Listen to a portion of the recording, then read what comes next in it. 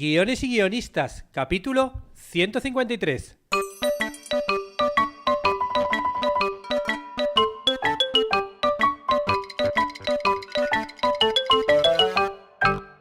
Buenos días a todos, bienvenidos a Guiones y guionistas, el podcast con el que todos podemos aprender a hacer guiones y en el que el guionista es el rey. Cada semana salimos al aire con 2 programas en los que vemos un nuevo elemento, técnica o herramienta para que sepáis más del histórico mundo de los guionistas y el argumental arte de los guiones. Hoy volvemos con vuestras preguntas sobre el mundo del guión. Atenderé a una duda sobre qué es el argumento, otra sobre personajes latinos, bueno, entre otras cuestiones. Sabéis que podéis enviarme todas vuestras preguntas sobre el mundo del guión, que yo os la comentaré en este podcast una vez al mes. Y me las podéis enviar por mail, por Facebook, Twitter, bueno, como queráis.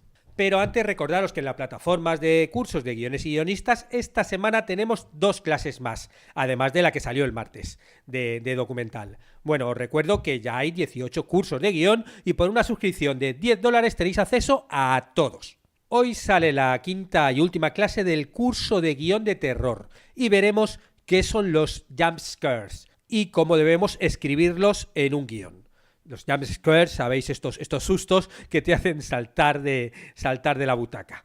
Bueno, vamos a ver los jump scares más famosos de la historia del cine y cómo lo escribieron sus guionistas, porque además de ver las imágenes vamos a recurrir a los guiones originales. Y el sábado termina el curso de guión de recursos de comedia con una clase en la que vamos a analizar el humor físico o no verbal que surge de las acciones de los personajes. Y como siempre vamos a hacerlo viendo muchos ejemplos en vídeo para que nos queden claros todos los recursos, que está bien porque, bueno, ves el ejemplo, entiendes qué es lo que produce la risa y también te ríes, porque claro, estamos hablando de ejemplos míticos de la historia del cine. Y os recuerdo también con antelación que estéis atentos la semana que viene al podcast porque vamos a celebrar la Black Week. ¿Qué es la Black Week? Bueno, pues la semana del Black Friday. Y en Guiones y Guionistas lo vamos a celebrar con una oferta espectacular durante toda la semana. Os voy adelantando ya un poquito que habrá un descuento de $32. Sí, señores y señoras, $32. Bueno, ya os diré cómo el martes en el podcast. Pero bueno, los que estáis en el boletín de noticias os lo avisaré ya el propio domingo, porque a partir del domingo ya entrará el descuento en acción. Con lo cual, si hay gente que no está todavía suscrita, bueno, iros a la web y abajo en el footer, ahí viene como para suscribiros al boletín y ahí, bueno, pues voy avanzando cosas antes de hacerlas públicas. Y ahora sí, nos vamos a las preguntas sobre qué es el argumento, personajes latinos y bueno, ya veremos más, registro, hay varias preguntitas. La primera me llegó por la web y es de Levi Joel y dice así: buenas noches, amigo. Me gustaría que me ayudara con esta duda. ¿Qué se hace primero, la historia o el argumento? Le agradezco la ayuda, amigo. Gracias. Bueno, muchas gracias a ti, Levi, amigo. Buenas noches, buenas tardes, buenos días, un poco dependiendo de cuándo escuches este podcast. Esto pasa con todos, que es la maravilla de los podcasts, que los escucháis cuando y donde queréis. Y bueno, y cuando digo cuándo no me refiero a la hora, sino también que habrá gente que escuche este podcast dentro de 1 año o 2 años, ¿no? Que esto es magia. Bueno, primero vamos a hablar un poquito del concepto de lo que es historia y argumento, porque bueno, son muchos términos que incluso los críticos, los teóricos, también como que le dan denominaciones distintas. Yo voy a hablar de lo que yo considero que es la historia y lo que considero que es el argumento. Bueno, la historia básicamente es el todo, ¿no? O sea, yo por ejemplo digo, quiero contar la historia de Hitler, ¿no? Pues la historia sería toda la vida de Hitler, desde que nace, ¿no? Su juventud, consigue llegar al gobierno, empieza con el nazismo hasta que muere. Y no solo eso, incluso también, por ejemplo, podemos hablar de sus padres, ¿no? Puedo contar una película sobre la vida de los padres de Hitler, cuando él nació, sus primeros meses de vida, sus primeros años, y eso puede ser una parte. O sea, la historia es el todo, ¿no? Todo lo relativo pues a un tema, pues en este caso a un personaje, ¿no? Y esto sería la historia. Y por otro lado, el argumento o la narración o el relato o el discurso, dependiendo de quién sea el que esté hablando, pues le habla de distintas formas, pero bueno, como tú hablabas de argumento, bueno, el argumento es es realmente lo que vemos y oímos de la historia que tú estás contando. O sea, de toda esa historia grande que podríamos hablar de Hitler, tú vas a seleccionar unos hechos que vas a contar con un punto de vista, y esa selección que tú vas a contar en tu guión, eso sería el argumento. Bueno, el argumento sería la parte previa al guión, ¿no? Pero bueno, ahí tú ya hablarías de qué va a pasar en todas las escenas, en todas las secuencias. Porque claro, tú de Hitler, como he dicho antes, podía contar su infancia, podía contar de repente, decir, venga, voy a hacer una película contando Hitler cuando era un estudiante de arte, pintaba, quiso entrar en la escuela de arte y al final no le dejaron. Bueno, puedo contar eso, puedo contar los últimos, ¿no? Como en el hundimiento, ¿no? Los últimos minutos de vida cuando estaba en el búnker y se suicidó. Puedo contar cómo empezó la guerra mundial, puedo contar el ascenso al poder, puedo contar muchísimas cosas, ¿no? De lo que sería su historia. Y luego todo eso lo puedo contar desde distintos puntos de vista. Lo puedo contar desde el punto de vista de él. De repente lo puedo contar desde el punto de vista de un historiador que está investigando sobre todo esto. Lo puedo contar desde el punto de vista de Eva Braun, del punto de vista de sus padres, que ven cómo el hijo va creciendo y se va llegando al poder. Millones de puntos de vista o millones de argumentos que yo puedo crear a partir de la historia. Con lo cual, contestando a tu pregunta, querido Levi, primero va la historia. Porque primero, ¿no? Decir, yo por ejemplo digo, venga, quiero contar algo sobre Hitler. Bueno, pues entonces digo, pues claro, tienes que ir a la historia, a documentarte, y cuando te pones a documentar sobre toda la historia de Hitler y empiezas a leer libros y hablas con gente, ¡guau! Y luego de repente consigues una entrevista de alguien que consiguió sobrevivir al Holocausto, consigues investigar todo esto, dice, bueno, vale, pues dentro de toda esta historia que podría contar 50 o 200 películas que se habrán contado sobre Hitler, y libros y obras de teatro y cómics y de todo, bueno, pues de todas estas yo elijo contar este argumento. Me quiero centrar en esto, ¿no? El hundimiento. Me quiero centrar, pues yo qué sé, en el último día de vida de Hitler. Y ya está. Y entonces no voy a hablar de cuando era estudiante de arte, ni de su infancia, ni de cuando llegó al poder, a lo mejor, sino me centro solamente en el último día de vida. O quiero contar, por ejemplo, un retrato familiar de Hitler y solamente quiero hablar cómo era en su familia, ¿no? Bueno, pues ese es el punto de vista. Bueno, pues esa sería la historia. Primero está la historia, que es el todo. Y claro, cuando tú quieres hablar de una historia hay que documentarse de todo y luego elegir de toda esa historia cuál es el argumento que vas a contar con tu película, con tu historia. ¿Qué selección voy a hacer de esta historia para contar, ¿no? Y solamente ese cachito? Y luego, sobre esa selección, ¿qué punto de vista le voy a dar? ¿Quién va a ser mi protagonista? ¿No? Porque tú puedes contar una historia de Hitler sin que tu protagonista sea Hitler.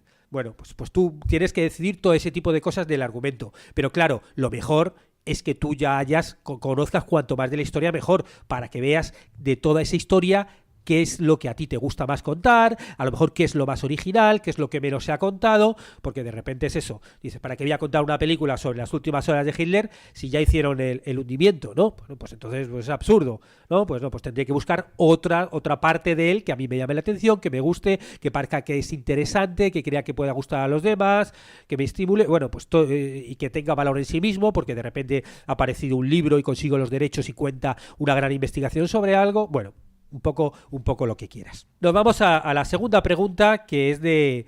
Bueno, me llegó vía web y por el mail es una especie como de Canelita Melody. No sé si se llama Melody y le llaman Canelita. Bueno, no sé muy bien, pero bueno, era algo parecido así, ¿no? Me imagino que se llamara Melody. Bueno, dice así. Tiene varias preguntas. Yo la voy a llamar Melody. Dice, buenos días, me encanta tu página. Me encantaría ser guionista como usted y tengo algunas preguntas que no sé si has escrito algún post y a lo mejor podrías ayudarme. Me encanta cuando la gente me dice que quería ser guionista, que quiere ser guionista, incluso, bueno, que comenté un día aquí en el podcast que un chaval de 13 años, Abel, que quería ser guionista. Y claro, eso me parece fascinante porque, claro, yo obviamente cuando era pequeño no solo no quería ser guionista, ni sabía lo que era ser guionista, sino que no conozco ninguno de los cientos de guionistas que conocí en mi vida que de pequeño quisiera ser guionista, porque era algo totalmente desconocido, ¿no? El oficio de guionista. Con lo cual, realmente que haya gente ahora que quiere ser guionista, vamos, me encanta. Vamos a por las preguntas de Melody. Dice la primera, ¿cómo ser fiel al personaje? Así ya has hecho un post de esto, me gustaría que me lo comentases. ya sabes de cómo hacer que no parezca raro una acción que haga el personaje o diga. Creo que me entiendes. Bueno, hay un curso entero en Guiones y Guionistas, que es el curso de desarrollo de personaje con 10 lecciones enteras, que bueno, ya los que estáis suscritos lo habéis visto, y los que no, bueno, os podéis suscribir y verlo. Y ahí, claro, hablo de muchos métodos para desarrollar un personaje, y claro, todo este tipo de desarrollos va a hacer como que conozcas más a tu personaje y al conocerlo más seas más fiel. De hecho, también existe el planner de personajes, que también lo podéis conseguir, y bueno, pues igual, ¿no? En el planner también es para trabajar de forma conjunta con el curso, y también os ayudará a desarrollar los personajes. Y uno de los elementos, por ejemplo, de los que se habla tanto en el curso como en el planner es crear el perfil del personaje. Si tú, antes de escribir tu historia, cuando estás todavía en esa fase preliminar, buscando la historia, investigando sobre el personaje, creas un perfil del personaje, pues en el que hable no solamente de la parte física, sino también de la parte psicológica, de la parte social, pues amigos, familias, biografía. De hecho, en una de las clases del curso de desarrollo de personajes, y también se ve en el planner, elaboro lo que son las preguntas al personaje, ¿no? Que son 140 preguntas que tú puedes hacer a tu personaje, de tal forma que tú vas haciendo las preguntas y, bueno, obviamente no todas las preguntas son relevantes para tu historia, ¿no? Pero si tú haces esas preguntas y contestas esas preguntas, o la mayoría de ellas, las que creas que pueden ser relevantes para tu historia, claro, cuando te pongas a escribir tu guión, antes vas a conocer muchísimo tu personaje. Y cuando conozcas tanto tu personaje, va a ser mucho más fácil que seas fiel a tu personaje, porque ya te has preguntado tantas cosas sobre él, conoces cosas de sus amigos, de sus inquietudes, de su futuro, de su infancia, Claro, esto obviamente depende mucho de lo que queráis hacer, el desarrollo del personaje. Si tú vas a hacer un cortometraje de 3 páginas, es absurdo que desarrolles tanto tu personaje. Con que conozcas algo de tu personaje y sepas un poco la situación que vas a desarrollar en tu corto y cómo él más o menos puede reaccionar en esa situación, ya está. No hace falta que contestes 140 preguntas sobre tu personaje para hacer un corto de 3 minutos. O sea, todo obviamente tiene que ser un poco en consonancia, ¿no? Pero claro, si estás haciendo una película, si estás haciendo una novela, si estás creando una serie, ahí sí que puedes adentrar mucho más en el personaje, ¿no? Saber mucho más de él, que te ayude a eso, a cada vez que encares luego cada una de las secuencias. También esto estábamos hablando obviamente de los personajes protagonistas. Si tienes un personaje secundario, es absurdo que desarrolles todo esto, ¿no? De su familia, sus amigos, o sea, dependiendo del grado de protagonismo que vaya a tener ese personaje, ¿no? Pero sí, básicamente para ser fiel a un personaje hay que conocerlo, y para conocerlo hay que desarrollarlo, ¿no? Por alguno de los métodos que hay para desarrollar personaje, como por ejemplo el que os he dicho de los perfiles, o el de hacerle preguntas. Eso serían algunos de ellos, ¿no? Pero bueno, hay más, y lo cuento tanto el curso como en el planner. Siguiente pregunta de Melody. ¿Cuál sería la mejor forma de introducir flashback o el momento? Así ya has hecho un post de esto, me gustaría que me lo comentases. Pues sí, hay un podcast sobre flashback, os dejo el link. Igual que os dejo el link para que lo echéis un ojo, que también habla un poco de diferenciar flashback de raconto. Y bueno, también dentro del curso de estructuras temporales también hay una clase que hablo de flashback. Y bueno, el flashback, claro, primero, antes de introducir un flashback, hay que ver si tiene sentido utilizar un flashback o no. Porque los flashbacks, hay gente que los odia mucho dentro de las narraciones, porque claro, te cortan un poco la narración. Tú estás en el presente viendo algo y de repente, ¡bumba!, te viene un flash y te vas al pasado para ver algo del pasado. Entonces, cuando lo usemos, lo primero que tenemos que hacer es preguntarnos, ¿hace falta este flashback o no? ¿Puedo contar esto en el presente? ¿Se puede saber esto de otra forma o no? Una vez preguntado eso, sí se pueden utilizar flashback. Grandes películas de la historia tienen flashback, ¿no? Ciudadano Kane, por ejemplo, está articulada por medio de flashback. Casablanca, todo el mundo recuerda ese momento, un flashback mítico, ¿no? De volver a cuando era su amor en París. Y las series también, ¿no? Series, por ejemplo, como Lost, utiliza el flashback para dentro de todos los episodios para mostrar y forman parte de la estructura de cada episodio, para conocer un poquito más cómo eran esos personajes antes de que tuvieran el accidente en el avión. Conocemos parte de ellos que todavía no se sabe, y luego también nos ayuda visualmente a salir del encierro de la isla, ¿no? Bueno, nos lleva a ese otro mundo de civilización antes de la isla, ¿no? Y otra serie, por ejemplo, como La Casa de Papel, igual, ¿no? Utiliza los flashbacks para ver más cosas de esos personajes y de cómo prepararon todo el asalto, ¿no? Y para ir viendo todos los planes que iban teniendo en el asalto, y claro, va apareciendo en la serie según vamos llegando a ese punto de asalto, ¿no? Se utiliza de una forma bastante brillante, como también conté en el podcast, ¿no? Por eso, primero, tengo que utilizarlo, se puede utilizar, y segundo, bueno, el flashback sí que tiene un punto de utilidad para dar cierto tipo de información del pasado o para llevarte a cierto momento del pasado con mucha carga emocional que haga que tú entiendas qué va a pasar cómo va a pasar en el presente. Si de repente, pues tipo Dexter, ¿no? Pues de repente ese momento donde él va a hacer algo y te metes el flashback de lo que le pasó cuando era pequeño, que esto es algo muy típico de muchas películas o series, donde vas al flashback donde muestras cierta cosa que le pasó, que muchas veces puede ser traumática y que hace que tú entiendas por qué ese personaje ahora es como es. Y que es mucho más potente verlo en el flashback a que alguien te lo cuente, ¿no? Que alguien te diga, no, es que cuando era pequeñito le pasó esto. Pues de repente estamos hablando de cine y el lenguaje audiovisual, con lo cual meter un flashback donde veas a ese niño que está viviendo eso siempre va a ser mucho más emotivo a que lo cuente un personaje, aunque sea el propio personaje, ¿no? Y como esto, bueno, hay muchos elementos que te ayudan a contar cierta información, o por ejemplo tienes que dar mucha información tipo CSI, ¿no? Mucha información de algo del pasado con todos los detallitos y bueno, ir al flashback a esa imagen te ayuda a contar ese elemento que estás dando mucha información, pero que viéndola en el flashback se entiende mucho mejor a simplemente alguien contándolo. ¿Y cuál es el momento? Bueno, es que eso va a depender mucho de tu narración, ¿no? Eso sí, tú tienes que ver cuál es la función de ese flashback. Y una vez que tengas claro la función de ese flashback, es, bueno, vale, pues el momento es cuando narrativamente te encaje esa función. Vale, este momento en el que quiero explicar por qué mi personaje es así, es el momento de poner el flashback del trauma de la infancia. Ese momento en el que, yo qué sé si es eso, de investigación, pues ha llegado el momento de la investigación que quiero contar por qué en el pasado mataron al tipo así o pasó eso en la investigación, bueno, pues ahí, en ese momento, vas a verlo. Eso, bueno, cuando vayas desarrollando la estructura de tu historia, llegará ese momento en el que te preguntarás. Pero ahí, antes de poner el flashback, pregúntate también si hay otra forma de poder contarlo en el presente y si realmente va a ser efectivo o no. Vamos a por la tercera pregunta de Melody, que dice así: ¿cómo hacer un personaje redondo? Así ya has hecho un post de esto, me gustaría que me lo comentases. Bueno, hice un podcast de cómo caracterizar un personaje, os dejo el link, en el que, bueno, había hecho antes el experimento de salir a la calle para buscar ideas de personajes, ¿no? Que lo hice en directo.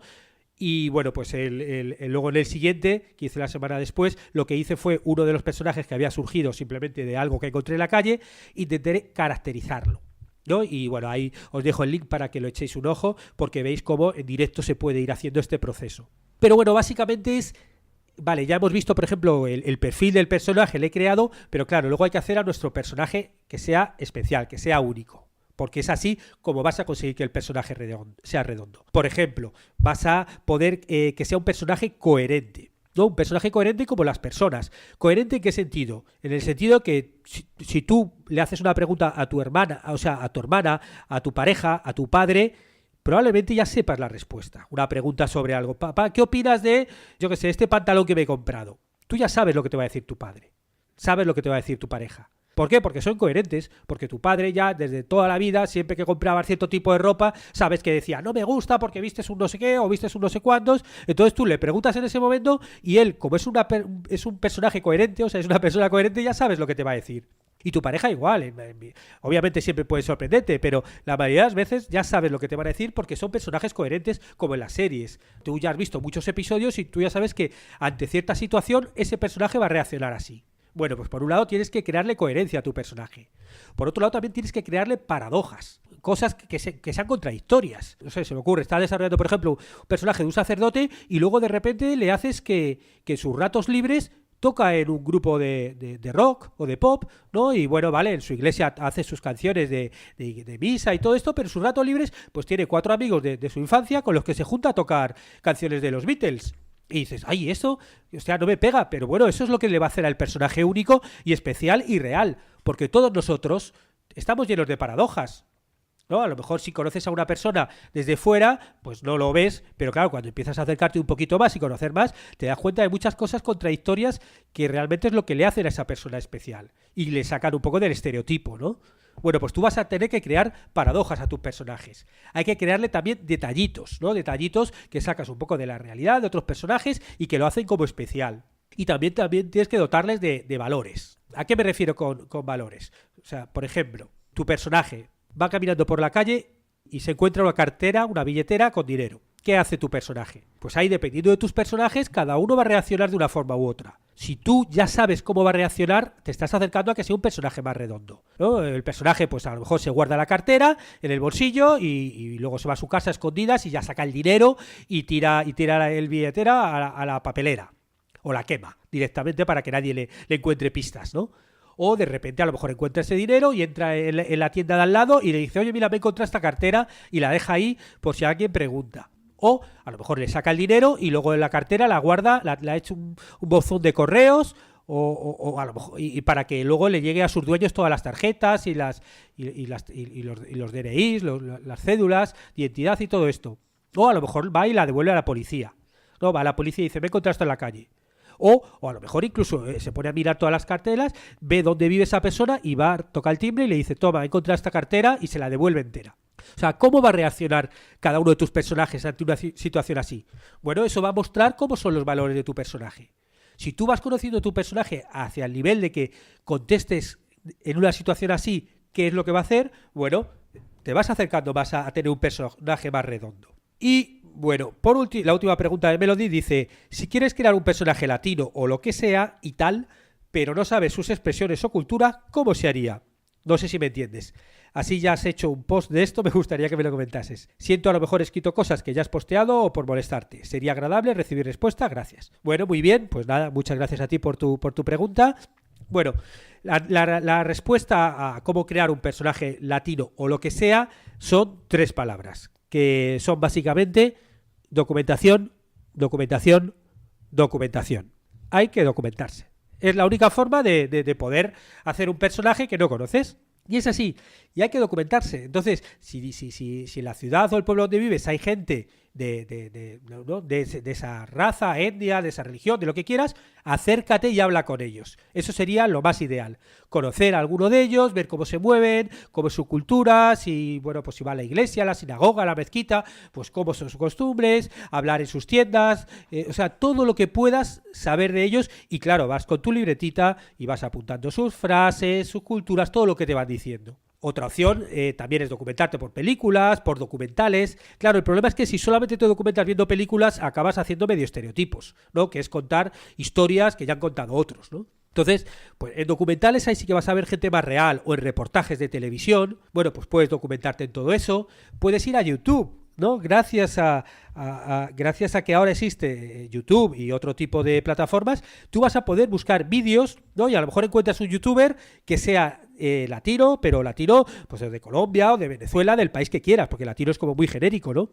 Y bueno, y que hable como tú quieres que hable, ¿no? Pues no, es que quiero que sea un cubano. Bueno, pues te buscas al youtuber cubano o vídeos de gente de Cuba y tal, y vas apuntando las frases, o sea, documentación, documentación, documentación.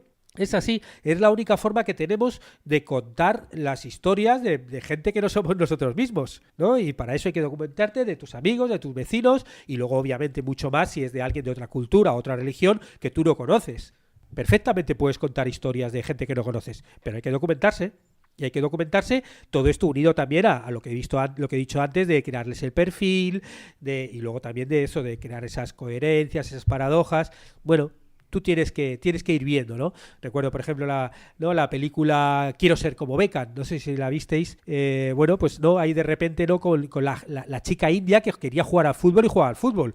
Claro, es algo como dentro de su cultura, era una auténtica locura, una chica, ¿no? En Londres que quisiera jugar al fútbol, ¿no? Y sobre todo cuando se hizo la película. Claro, tú puedes hablar de todo eso, pero claro, tienes que documentarte. Muchas gracias, Melody. Y pasamos a la pregunta de Manuel, que me llegó también vía web. Y dice así: buenas noches, David. Mira, la gente parece que me escribe siempre por la noche. ¿Qué tal? En primer lugar, si me lo permites, darte las gracias por tu estupendo blog que he tenido la suerte de encontrar. Soy un chico que no tiene nada que ver con el mundo televisivo, pero soy ingeniero. Y me encanta estar continuamente pensando en soluciones o creaciones que no se han hecho hasta ahora. Pues te cuento, se me ha ocurrido un concurso de televisión novedoso de preguntas y me gustaría darle forma y registrarlo. Tras leer miles de posts en internet, lo que saco en claro es que existen 3 métodos en la actualidad: notario, Safe Creative y Academia de la Televisión. Esto es en España, la Academia de la Televisión. Lo que no me queda claro es qué método es más eficaz para registrarlo y evitar que me lo copiasen llegado un momento. ¿Cuál me recomendarías? La opción del notario es la que a mí me cuadra más, pero he visto que en la Academia de la Televisión lo que hacen ya es registrarlo ante notario y adicionalmente lo registran ellos. ¿Crees que dicho criterio sería el más adecuado? Porque a mi juicio, corrígeme si me equivoco, el registro en la propiedad intelectual apenas te da garantía. Y otra cosa, en dicho dossier que elabore para dicho registro, ¿me recomendarías darle un título ya al formato o mejor no? La duda que me asalta es si se detalla demasiado, ¿no podría ser que en cuanto me lo copiasen variando un ápice cualquier detalle ya se considerase un formato diferente por dicha versión, por dicha variación? ¿No es mejor intentar no entrar tanto en detalle? Básicamente lo que busco es proteger el formato lo mejor posible. Muchísimas gracias de antemano, un cordial saludo, Manuel. Muy bien, Manuel. Bueno, lo primero me gustaría aclarar una cosa, ¿no? Que es antes de ver qué método o no, que era tu pregunta, es ningún método de registro evita que te copien. Es así, tú no puedes evitar que te copien. La única forma de evitar que te copien un trabajo que has escrito es no enseñándoselo a nadie. Y no enseñárselo a nadie es una tontería, porque un proyecto tienes que moverlo para encontrar financiación, para encontrar producción y para que salga adelante. Con lo cual, nunca vas a poder evitar que si viene un desalmado que trabaja en una productora o que trabaja en algún sitio y quiere copiarlo y cambiar 3 cosas, lo haga. Eso es así. Eso tenéis que aceptarlo y ya está. ¿El registro entonces para qué sirve? Pues el registro con cualquiera de los 3 métodos que has puesto sirve para que en el hipotético caso de que tú lo lleves a una productora y esa productora te lo copie y saque luego el producto y pase de ti y te ignore, tú puedas denunciar a esa productora diciendo yo contacté con esa productora, le di mi proyecto, mi guión, me lo copiaron, no me dieron nada y yo ya lo tenía registrado y para eso da igual que sea un notario, Safe Creative o Academia, porque eso es simplemente alguien que da fe que tú tal día registraste ese proyecto. Y ante un juez le puede dar cualquiera de los... Hombre, un notario es como mucho más importante, pero claro, mucho más caro. Pero bueno, Safe Creative es mucho más barato, pero también es legal. Con lo cual tú vas al juez y le dices, mira, según Safe Creative tengo esto que demuestra que tal día registré este proyecto. Y ya está. Y al juez lo va a ser válido y va a ser mucho más barato. Con lo cual utiliza el método que quieras. Pero claro, lo importante también no solamente que lo registres, sino que tú a la productora que lo lleves, pues guardes todos los mails que has contactado con ellos, todos los contactos, o sea, todo el tipo de relación que has tenido, porque todo eso tú luego lo puedes alegar en un juicio diciendo, yo contacté con ellos, tengo estos mails que lo acreditan, les envié este proyecto que está registrado y ahora vemos que el proyecto suyo es parecido al que yo hice, han cambiado estas 3 cositas. Y claro, ahí el juez pues determinará si realmente hay plagio o no. Es así. Pero que tú lo registres no te garantiza que no te lo copien. Es como, yo qué sé, como, no sé, si compras un seguro. Si yo compré un seguro, por ejemplo, del auto, del coche, de antividrios, ¿no? Como, pues el seguro no te va a impedir que te rompan el cristal. El seguro te ayudará, una vez que se ha roto, pues a que si tienes el seguro, bueno, pues te lo arreglen y te lo pongan. Pero un seguro nunca va a evitar que te rompan un cristal. A eso me refiero. O sea, el que tú lo registres nunca va a evitar que te copien. Lo que va a evitar es que luego tú vas a poder en un juicio demostrar que era tuyo y, bueno, pues buscar un dinero, una compensación o lo que sea si el juez, si lo consigues, ¿no? Bueno, ese es el primer concepto. Y el segundo concepto que me preguntabas es lo de detallar más o menos. Bueno, en eso... pienso totalmente contrario a ti. O sea, tú tienes que detallarlo todo lo que puedas. Todo lo que puedas tienes que ponerle un título, porque si no, si tú pones muy genérico, no, un concurso de preguntas y respuestas con 3 rondas, que luego tal, este tipo de preguntas, sobre eso hay 50.000 millones de concursos, con lo cual va a ser muy difícil que luego tú puedas demostrar que el tuyo es original, genuino, que tal y que te han copiado. Porque si tú pones algo muy genérico, luego en un juicio el tipo te dice, no, pero es que ideas como la de este señor está este concurso y este concurso. ¿Por qué me dice usted que he copiado esto? Por ejemplo, en casos yo os voy a poner, de todas formas, hice un podcast sobre el registro, por si acaso no lo habéis visto, para que lo veáis. El caso, por ejemplo, de juicios por plagio, en España uno muy clásico de hace 20 años fue el de médico de familia, que Frade, una productora, acusó pues a Globomedia que había copiado y claro, ahí intentaban demostrar como que, bueno, claro, Globomedia decía, oye, mira, que es que ya, o sea, la serie esta de ¿cuál era? El padre con hijos o algo así, ya va de un viudo con 3 hijos, o sea, está más inspirado en eso que en el proyecto de papel que me habías enseñado tú, ¿no? Como, y claro, ahí el defensor alega de decir, mira, existen esta serie con temas muy parecidos y cosas muy tal, con lo cual yo no te he copiado a ti, yo me he inspirado en ese otro tipo de series, ¿no? Y aquí igual, si tú haces algo muy genérico, pues en un juicio va a llegar el tipo y va a decir, mira, existe este programa australiano, este inglés, este francés y tal, que son muy parecidos a esto que me estás contando. Con lo cual, tú vas a tener que ponerlo todo al máximo detalle para luego poder decir, no, pero me ha copiado a mí, porque fíjate este detallito, y luego este otro detallito, y este detallito, y este detallito, y aunque haya cambiado el nombre, porque bueno, a menos que sea muy alevoso y hayan copiado hasta el nombre, que todo ya sí que lo vas a tener más fácil, bueno, pues pero tú tienes que mostrar cuanto más detalles mejor de la mecánica, del formato, de la estética, el presentador, qué tipo de conductor, cuál es el tono, qué tipo de preguntas vas a hacer, o sea, todo explicado cuanto más mejor. Y luego ya una vez que lo tengas, lo registras. Y luego una vez que lo registras, búscate qué productoras, qué sitio los mueves, siempre preguntando, no enviándolo así como así, sino siempre preguntando primero, ¿vosotros recibís proyectos? Puedo ir, si puedes hacer el pitch directo mucho mejor y entregarles el dossier a partir de ahí, pero guardándote el mail de los contactos que has ido y lo has mostrado, ¿no? Y después ha tenido muy bien el registro de todas las personas a las que tú se las has movido. Porque luego también existe la posibilidad de que tú tienes una idea de programa y que luego salga otro programa sin que te copien, un programa parecido. O sea, esas cosas han pasado. En ficción hay películas que se están desarrollando con temas muy parecidos en sitios del mundo totalmente distintos y formatos de televisión que igual, porque que se inspiran, tengan ideas, esto por aquí, saca un poco de aquí, un poco de allá, y son parecidos, con lo cual tú vas a tener que demostrar que el tuyo es como muy distinto a todo, ¿no?